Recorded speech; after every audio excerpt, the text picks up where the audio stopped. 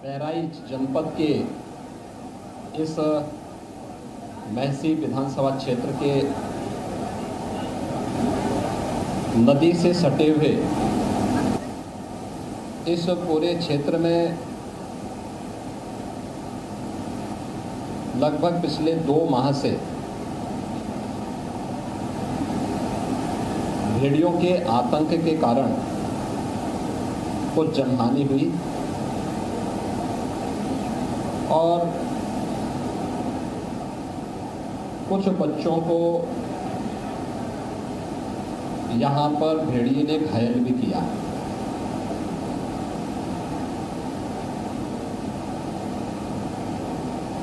यहाँ की सूचना के बारे में जब पहली बार यहाँ के जनप्रतिनिधियों ने मुझे अवगत कराया था तो मैंने प्रशासन को इसके बारे में एक अभियान चलाने के लिए तत्काल निर्देश दिया था। इसके उपरांत वन मंत्री को और वन विभाग के अन्य अधिकारियों को भी अतिरिक्त टीम के साथ यहाँ पे भेजा गया था। पिछले 2 महीने में इस क्षेत्र में 8 जनहानि देखने को मिली, जो 20 से 25 किलोमीटर के दायरे में ये हुआ है। यहाँ पे जो रेस्क्यू किया गया है इसमें 5 भेड़िए अब तक रेस्क्यू किए गए हैं और एक अभी ऐसा है जो पकड़ा नहीं गया है। ये चीज़ें देखी गई हैं कि जो अचानक इस सीजन में उन क्षेत्रों में जो जंगली जानवरों की दृष्टि से संवेदनशील होता है, इस प्रकार की घटनाएं अक्सर प्रकाश में आती हैं जब जिन क्षेत्रों में ये जंगली जानवर रहते हैं वहाँ पर पानी घुस आता है। तो ये अन्य स्थलों की ओर प्रस्थान करते हैं और शिकार की तलाश में कभी कभी यह मानव बस्ती के नज़दीक आते हैं। तो मानव बस्ती के नज़दीक जहाँ भी इसे आसान शिकार मिलता है तो वहाँ पर ये हमले देखने को मिलते हैं।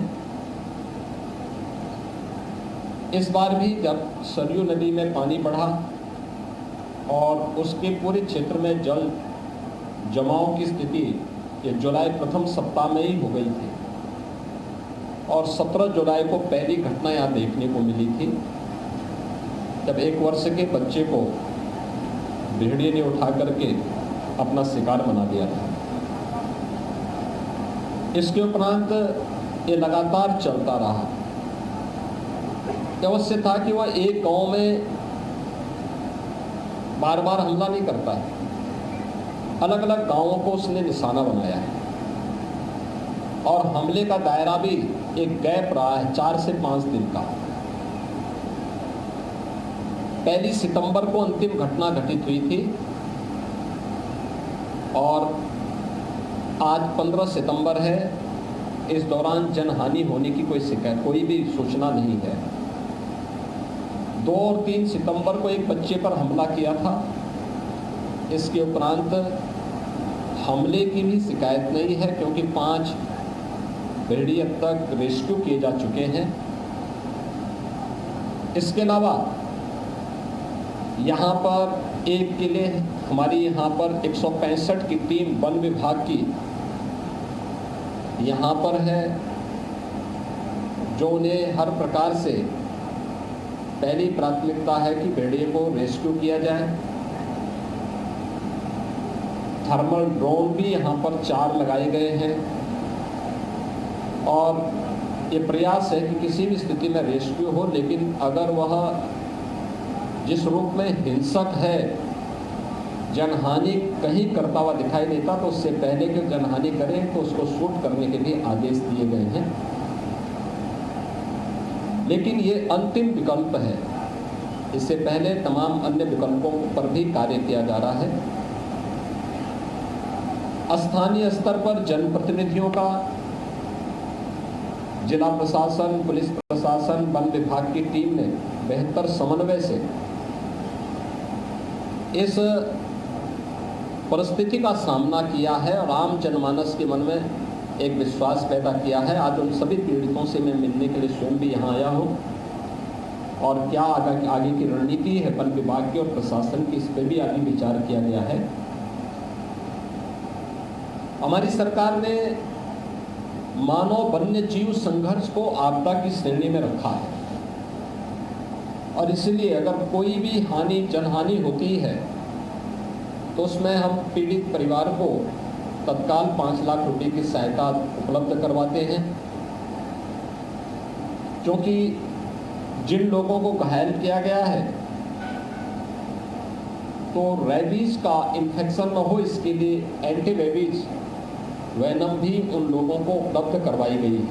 उन बच्चों को या उन लोगों को उपलब्ध करवा दिया गया है जो लोग अब तक इस प्रकार के जंगली जानवरों के हमले से घायल हुए हैं। हम लोगों ने पहले ही यहाँ पे प्रशासन को निर्देश दिए हैं। यद्यपि प्रदेश में अब तक हम लोग केंद्र और राज्य सरकार ने मिलकर के 56 लाख गरीबों को पूरे प्रदेश में एक आवास उपलब्ध करवाया है और ये जितने भी हमले हुए हैं इनमें भी अगर आपने देखा होगा कि सभी के पास अपने पक्के आवास हैं। हाँ, कुछ लोग हैं जो गर्मी के कारण या किन्हीं अन्य कारणों से घर के बाहर सोते हैं इस सीजन में, तो उसी में जंगली जानवर को एक अवसर मिलता है। कुछ लोगों ने अपने घरों पे दरवाजे नहीं लगाए थे तो उनको वहां पर दूसरे मत से या कन्वर्जन के माध्यम से दरवाजा लगाने की व्यवस्था की गई। स्वच्छ भारत मिशन में हर परिवार को एक शौचालय दिए गए थे, लेकिन फिर भी अगर कुछ लोगों ने शौचालय नहीं